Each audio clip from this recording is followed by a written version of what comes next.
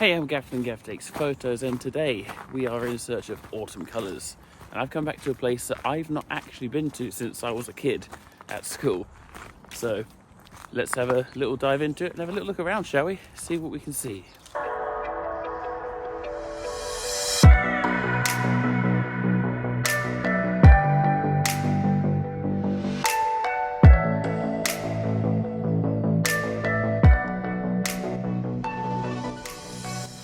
Now, last time I come to these woods was when I was actually learning how to blend exposures at school. We were taking photos of mushrooms and blending them into different lighting scenarios using these woods here. So I figured kind of started my photography journey here, so it'd be nice to come back and revisit it. And I forget how pretty this location is.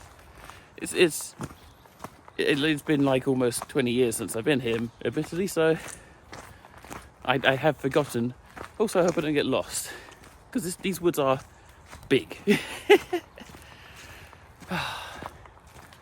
a good day for it though. Sun's out, everything's out. I've got EM1 Mark IIi. I've got Polarizer on because there's a little bit of wetness and I want to remove the glare and get some of the richness of the colours out. So we're all set up. We're good to go for a good photography day. Whew. So what I'm really after today is tiny mushrooms. Absolutely minuscule, so I can get nice up and close and create some unique compositions. Naturally, I know I've got to get off the beaten path, obviously, but I found some fungi here. They're not tiny mushrooms, but they're still something, so we're going to try and set up a shot here and see what this old baby can do. Oh, I've got to get down a bit. There we go. I'm going to move you out of the way.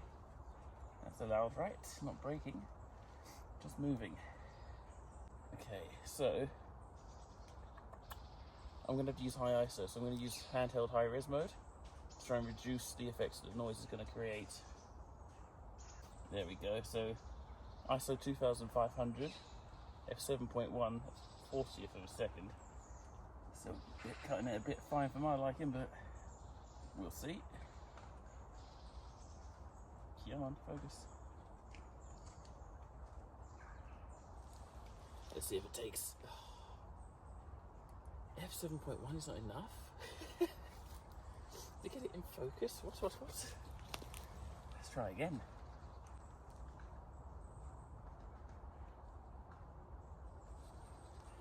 F8. I've moved a little bit further back. Maybe that's going to help with the depth of field a bit, because I know this is struggling a little bit, even at F8 on micro 4/3.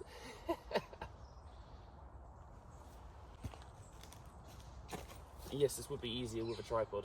This is one of the few occasions where a tripod would be beneficial, but I only have one and you're on it. 100th of a second f8 ISO. Oh, it's 5,000. But this should get the shot in focus.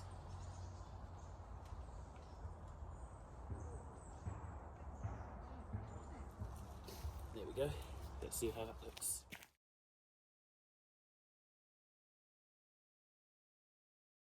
Something that has changed about these woods since the last time I was here is the sound that the birds make. There's a lot of ringnecks here now. Obviously, ringnecks have been sort of taking over the UK over the last few years. But I remember when I was back in South Africa and I used to live there, we actually had some ringnecks, and in winter, when it got cold, and I'm talking 10 degrees, maybe 8, not actually that cold, I used to have to go, oh, I've got to put the heating on because the ringnecks, they're going to get cold. Obviously, that's complete crap, because you know what winter's like in England, and they're thriving here. They're a lot more hardy than people give them credit for. I've reached the crossroads now. Here's the key. I do have to be at work. Not for a few hours, but I do have to be at work. So, do I keep going straight so it's really easy to find my way back? I go that way. Or they'll go down here, because the colours down here look a lot nicer. Don't get me wrong, that way doesn't look bad. It's not terrible, but it's not that, is it?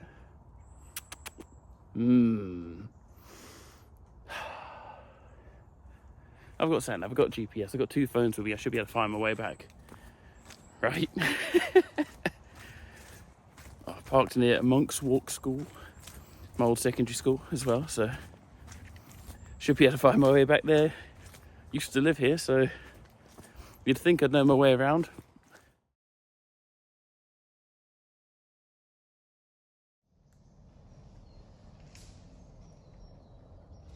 If you're wondering why I'm using the polarizer and what effect it actually has, because I know when I first started I was like, why do I need a polarizer?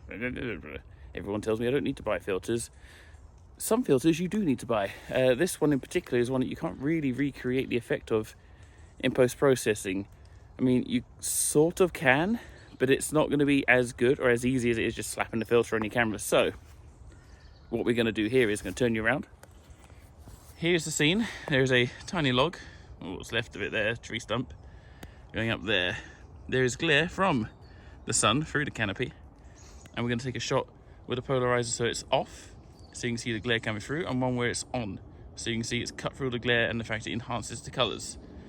So let's get that done. So on the left here we have the one before putting the polarizer on. You can see lots of glare, lots of light shining off the leaves because it's wet here, and after it, on the right, you can see the one with the polarizer on has cut through, and all the colours are slightly more in your face, and there's no glare.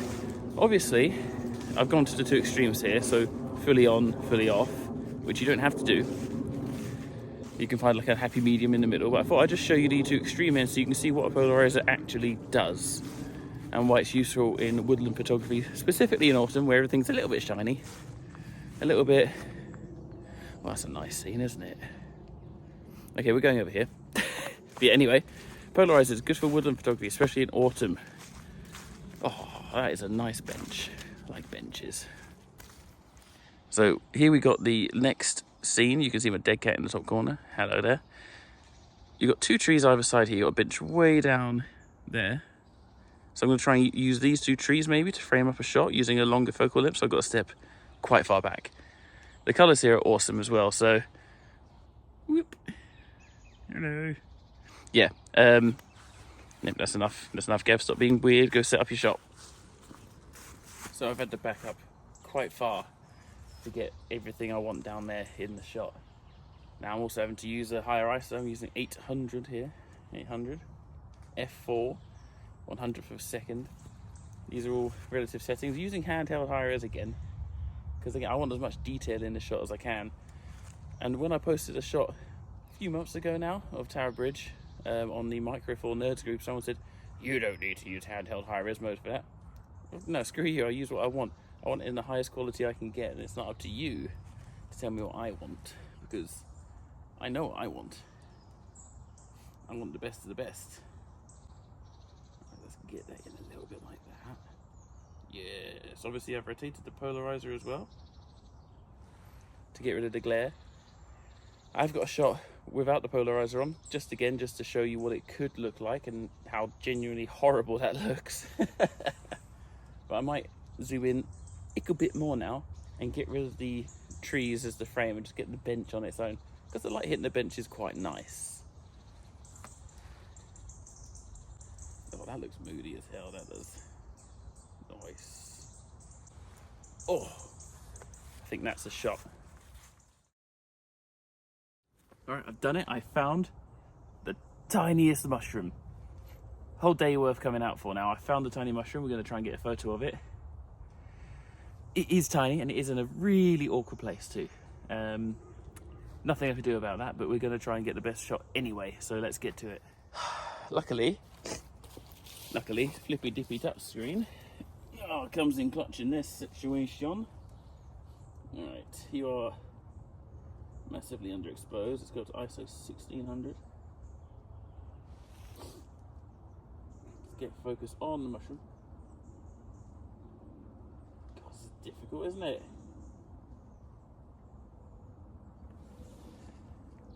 So hopefully handheld high res mode is going to come in clutch again and sort of eliminate a lot of that extra noise, because what that does is it stacks a lot of photos together, and by stacking it gets rid of the noise, which means that using higher ISO on still subjects like this with handheld high res mode it gets you a much cleaner image, which is kind of what I'm after here.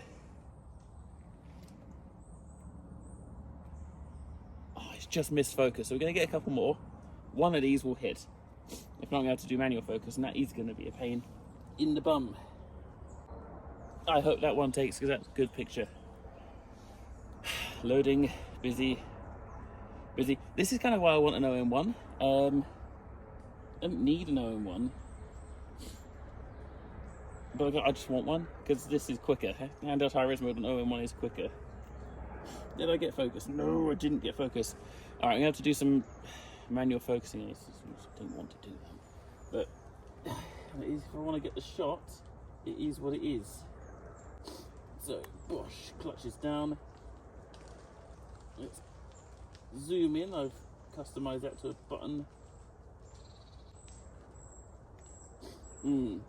Actually, I'm going to stop you down a bit from F4. Yes. Means we'll have higher ISO, but that is fine.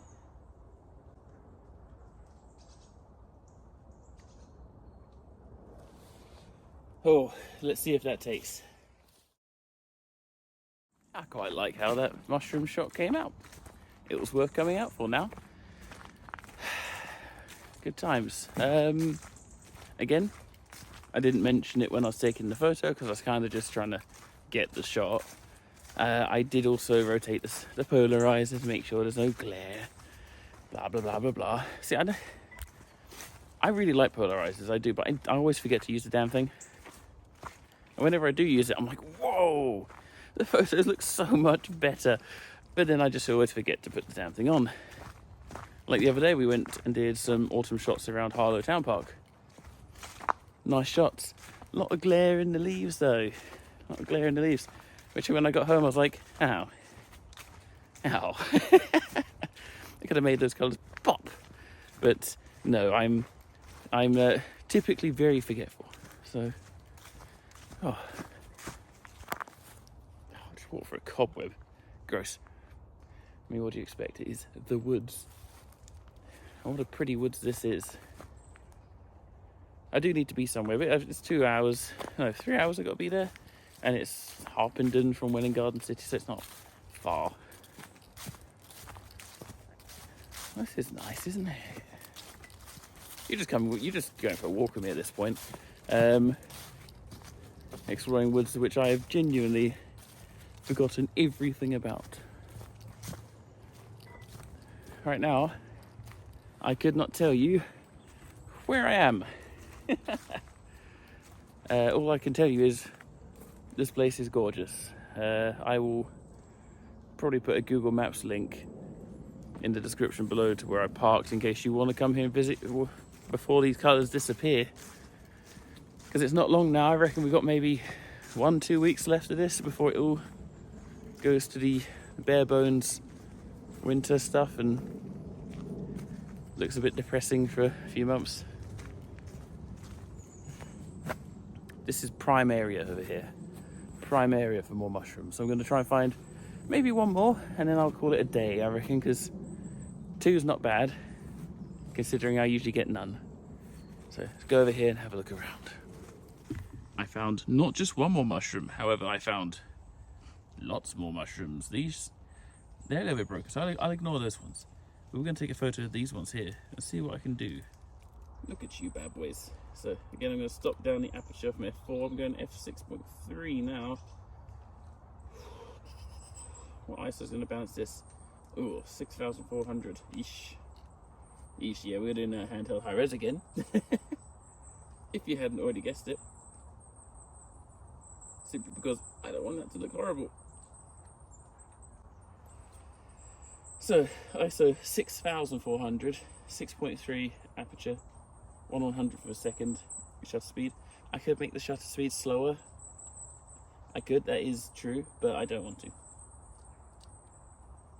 And you know, that's not bad for a first take. It's not bad at all. Nice. I think I actually nailed the shot first try. What?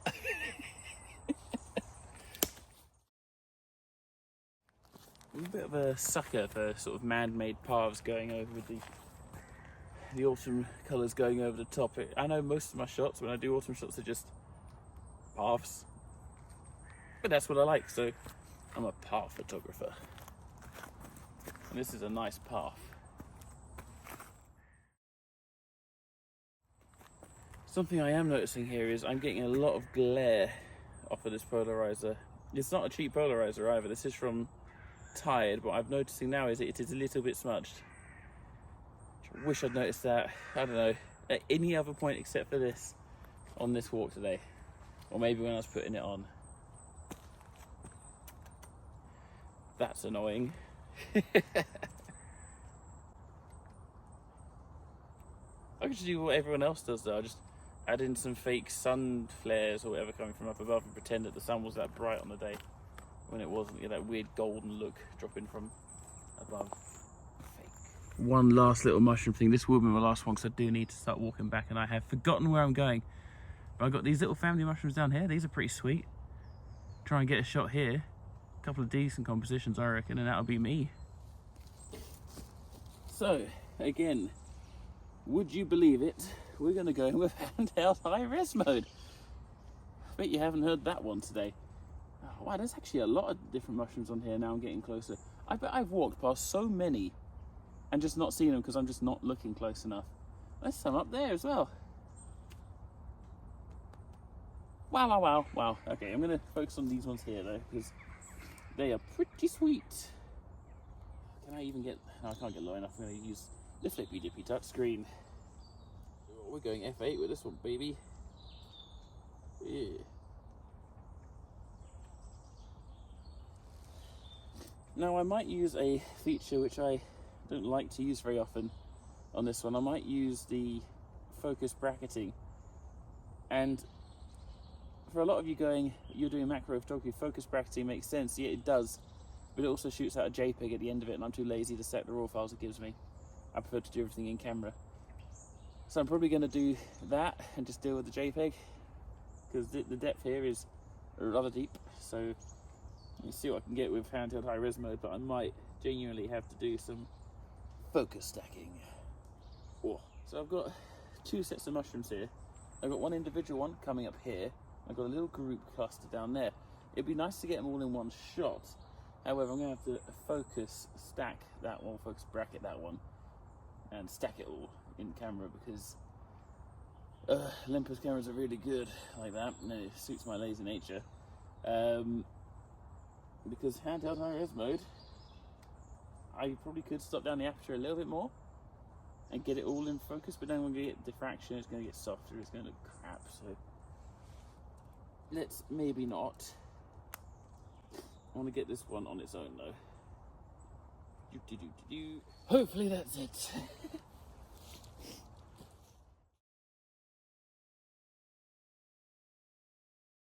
One last one, which is even more interesting than these ones, if you can believe that mushrooms are that interesting. I had to be very careful not to break any other mushrooms because there's a lot in this little area here, and I don't really want to ruin it for anyone else who's going to come here and potentially see them, because I feel like that's a lot of the time when I go to Epping Forest, people let their dogs loose and they've just destroyed all the mushrooms, which is super fantastic. But we've got a tiny little clump here growing out from behind some of the wood of this fallen tree, and I think that is actually more interesting than all of the shots of the mushrooms I've got today so far. So that's going to be the finisher, the one that we end on. At F8 it should get it in focus, damn it.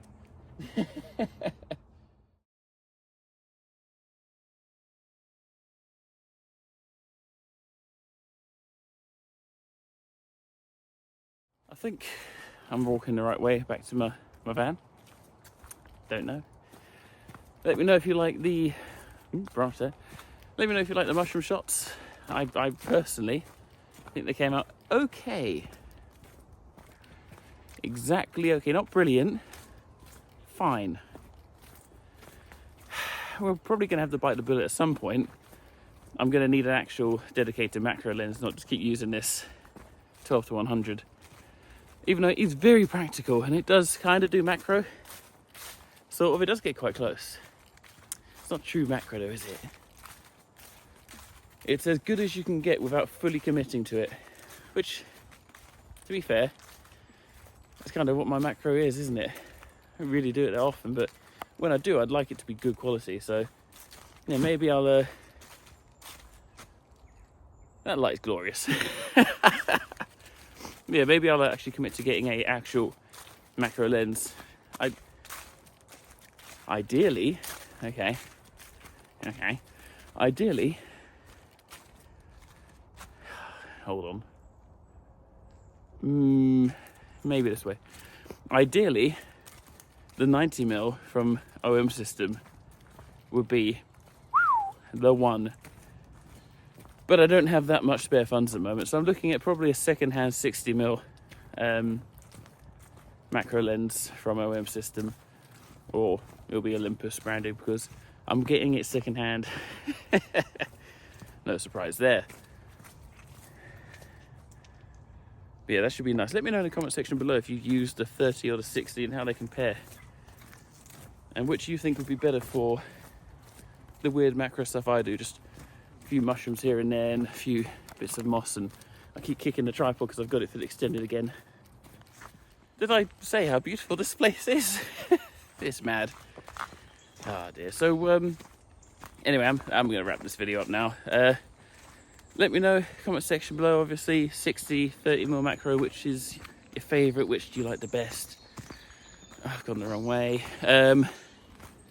And yeah, let me know if you're going to be out there getting some mushroom shots, where your favourite locations are. I want to be bookmarking some for next year autumn.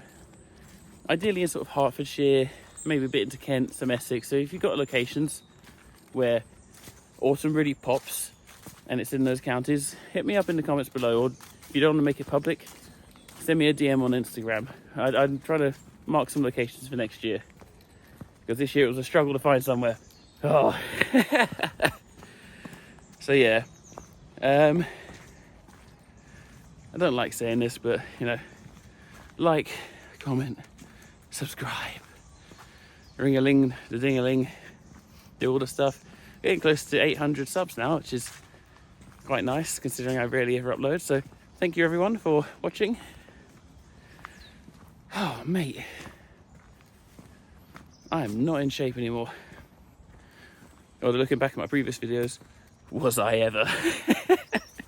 Anyway, I've been Gav from Gav Takes Photos, and I will see you in the next video at our irregular upload schedule of whenever I do it. See you next time. Bye.